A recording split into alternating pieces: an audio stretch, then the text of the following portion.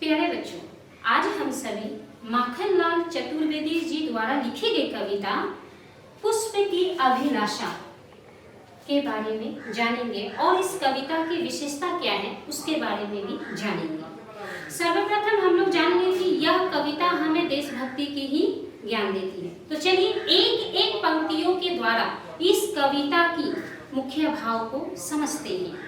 जैसे कि आप सभी के पास में किताब है, आप लोग देख रहे हो, पहली पंक्ति में ही लिखी गई है, चाह नहीं मैं सुरवाला के गहनों में गुथा जाऊं। अर्थात चाह नहीं है किसको? फूल को, जो वो सुरवाला अर्थात अप्सरा के गहनों में या फिर उनके बालों में गुथा जाए। फूल ये भी नहीं चाहती है।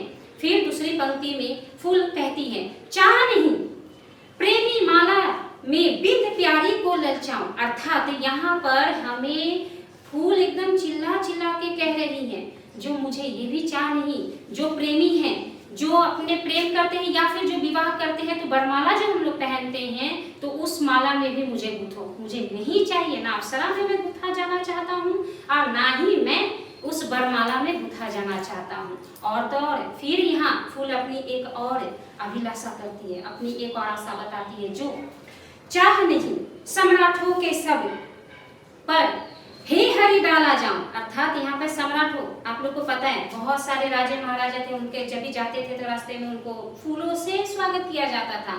फूल उसमें भी अपने आप को अपनी नजर में वह झुकी जाता था, मुझे वहां भी नहीं बिछना है।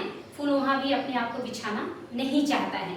फिर दूसरी तरफ फूल यह भी कह रही है, चाह नहीं देखो देवों के सिर पर चढ़ो भाग्य पर इठलाऊं। अर्थात यहाँ फूल यह भी कह रही है, जो मुझे यह भी अभिलाषा नहीं है, जो मैं देवों के मंदिर मस्जिद जो कहते हैं वहां भी मैं चढ़ूं, मुझे देवों के सिर पर भी नहीं चढ़नी है।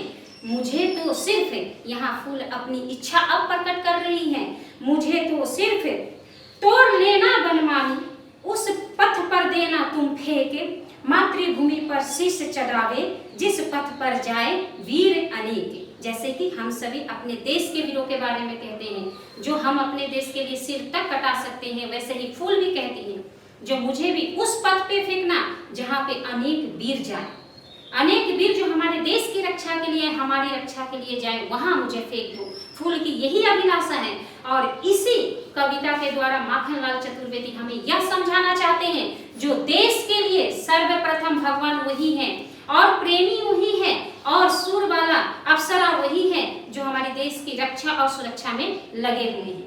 तो मुझे पता चल गई, जो बच्चे आप लोगों को ये समझ में आ ही गई होगी, जो यह कविता हमें विशेष तौर पे देशभक्ति की भावना जागृत करती है।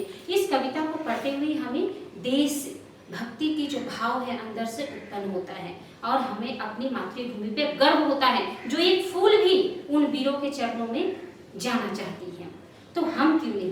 तो इसीलिए आप सभी जब किताब को बंद करेंगे उसके पहले बोलेंगे भारत माता की जय। तो बच्चों, जैसे कि हम लोग पहले कविता पढ़ चुके थे और कविता की एक एक पंक्ति को भी मैं आप सभी को समझा चुकी थी, तो मैं चाहती हूँ क्यों ना इसकी सारांश अर्थात सार के बारे में जाने। कविता पढ़ने से नहीं होती, उसकी भाव और सारांश को जानना भी जरूरी होती है, जो आप किसी के सामने भी व्यक्त कर सकते हैं। तो हमारी जो कविता थी पुष्प की अभिलाषा, कवि है माखनलाल चतुर्वेदी जी। तो यह हमें कविता के द्वारा समझाना चाहते हैं कि इसमें एक फूल का नाम उन्होंने दिया है और वह फूल सिर्फ चाहते हैं मैं अपने देशभक्तों, देश के वीरों के चरणों में ही अर्पित हूँ। वह फूल नहीं चाहती जो मुझे एक सुरवाला अर्थात अप्सरा को ही दिया जाए, उसे ही उसको माला बना के पिरोया जाए या उनके बालों में गुथा जाए, वह नहीं चाहती। फूल यह भी नहीं चाहती कि जो मुझे एक भगवान के ऊपर या फिर देवों के ऊपर चढ़ाया जाए। फूल यह भी नहीं चाहती जो मुझे सम्राटों को पद में या फिर पथ में फेंका जाए। नहीं, वह फूल तो सिर्फ इतना ही चाहती है कि जो मुझे सिर्फ अपने देश के वीरों और देशभक्तों के पथ पे अर्थात रास्ते पे ही दिया जाए, जहां से वह चल रहे हैं। तो इस कविता का सारांश बस हम एक शब्द में कह सकते हैं कि यह कविता एक शब्द से वाक्य भी बना सकते हैं। यह कविता हमें यह समझाना चाहती है कि देशभक्ति और देश के लिए जो प्रेम करते हैं, फूल भी उसी के चरणों में बिछना चाहती है। समझ गए बच्चे? धन्यवाद।